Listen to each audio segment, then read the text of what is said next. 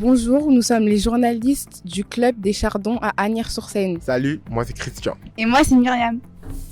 Salut, moi c'est Alpha Saliou. Et moi c'est Nadjineba. Enfin, moi c'est Fatoumata.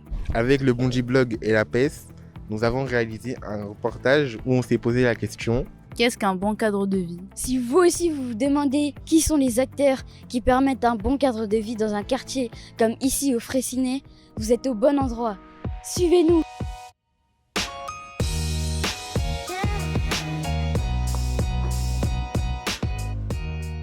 Je suis Sabrina Kirouane, secrétaire dans l'association Conseil de famille Fraissinet depuis 2016.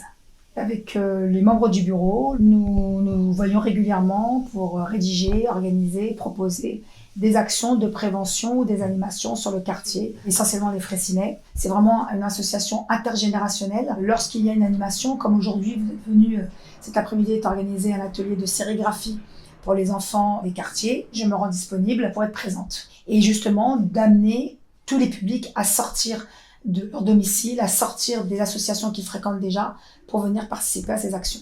Alors, un bon cadre de vie, pour moi, c'est une bonne entente, une bonne ambiance au sein du quartier, dans lequel peuvent se retrouver pas seulement les gens qui habitent autour de cette association, mais aussi les habitants des autres quartiers, notamment les Mourineux et les Courtiers. Et les 4 autres, bien sûr. Mon rôle est reconnu parce qu'il y a beaucoup de personnes qui participent aux activités. Il y a des retours très positifs, autant des participants que des organisateurs. Donc oui, je pense qu'il y a une reconnaissance et une plus-value au rôle que j'occupe ici dans l'association. Le message que nous souhaiterions passer, c'est répondez aux projets, aux animations, aux activités qui vous sont proposées par les différentes associations, par les bailleurs, par la municipalité, pour vous ouvrir vers les autres, pour découvrir d'autres personnes et surtout faire partie prenante de vous-même des projets et de venir avec vos idées pour que nous puissions les mettre en place. Je suis présidente d'une association de quartier qui s'appelle Elan 22.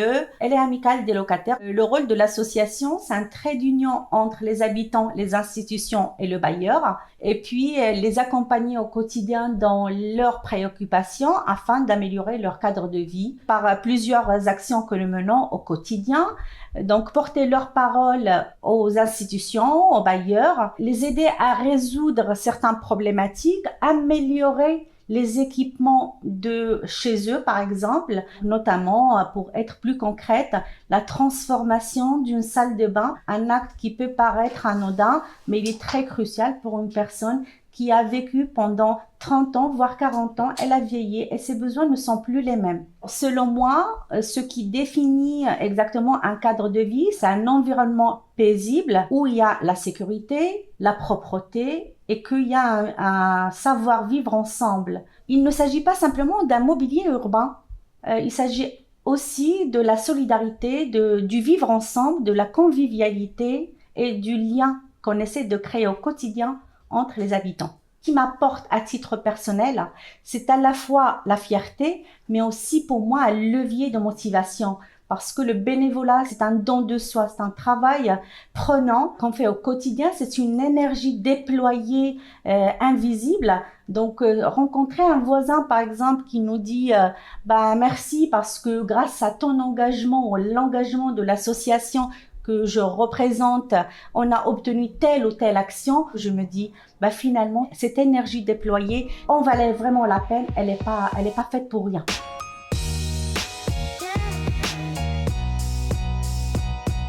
Moi, c'est Diomandé Ladji Stéphane. Je travaille pour l'association Club des Chardons. Mon métier, c'est coordinateur socio-culturel. Je m'occupe d'organiser les activités socio-culturelles pour l'association. Donc, ça peut être très bien des expositions, ça peut être des sorties, ça peut être des activités sportives, des activités éducatives, comme par exemple un stage de journalisme pour les jeunes. Ça peut être un stage de découverte des métiers, comme de simples ateliers d'activités manuelles. Et ça touche tous les publics, pour les enfants, les adolescents, les adultes, les familles, et pas que les publics qui sont au sein de l'association, ça concerne aussi les gens qui habitent le quartier.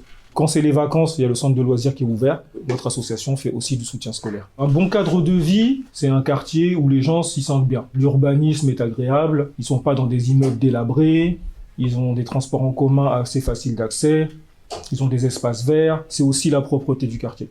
la circulation des voitures ne gêne pas la circulation des habitants, des services à proximité. Donc les services de la mairie, une médiathèque, et après il y a l'animation. Pour moi, ça m'apporte de l'épanouissement, parce que je découvre beaucoup de personnes, il y a des échanges très, très enrichissants. Et aussi, il y a l'épanouissement de voir les gens être heureux dans ce qu'on leur propose. Auprès des gens avec qui je travaille, les partenaires professionnels, il y a une bonne reconnaissance, que ce soit la mairie ou les partenaires associatifs, ou même l'État, la préfecture. Les publics qui nous fréquentent sont assez satisfaits de ce qu'on fait et ils apprécient et ils nous remercient. Après, je pense que le grand public ne connaît pas trop les métiers de l'animation ou de l'action sociale. Et ce sont des métiers qui ne sont pas très bien payés. Donc oui, à ce niveau-là, quand on parle à des amis de « moi je suis coordinateur socio-culturel », ils n'arrivent pas à réaliser de quoi ça parle en gros.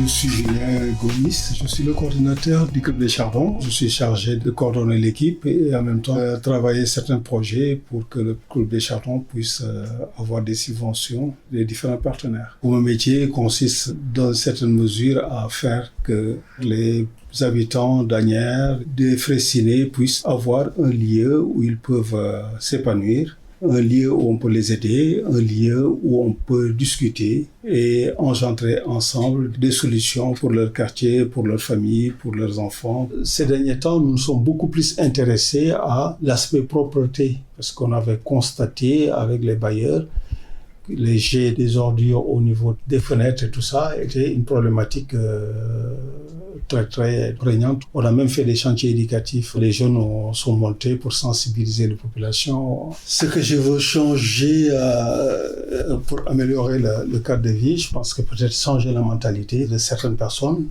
pour leur dire que le cadre de vie, c'est pas seulement leur logement en soi, s'il est bien rangé, s'il est bien fleuri et tout ça. Il y a aussi au niveau de la rue, au niveau du quartier, pour qu'ils se disent mon cadre de vie c'est important, je ne dois pas jeter n'importe quoi. Le cadre de vie aussi c'est les nuisances. Occuper un hall d'immeuble, c'est pas bien. Pour faire en sorte que tout ça puisse être amélioré et avoir un cadre de vie meilleur. Au reportage, vous avez découvert des métiers qui œuvrent dans l'ombre pour améliorer le cadre de vie dans un quartier. Finalement, tout le monde peut participer à l'amélioration du cadre de vie, que ce soit un voisin, Un agent de propreté ou encore les médiateurs de la ville. Merci d'avoir regardé ce reportage. À bientôt.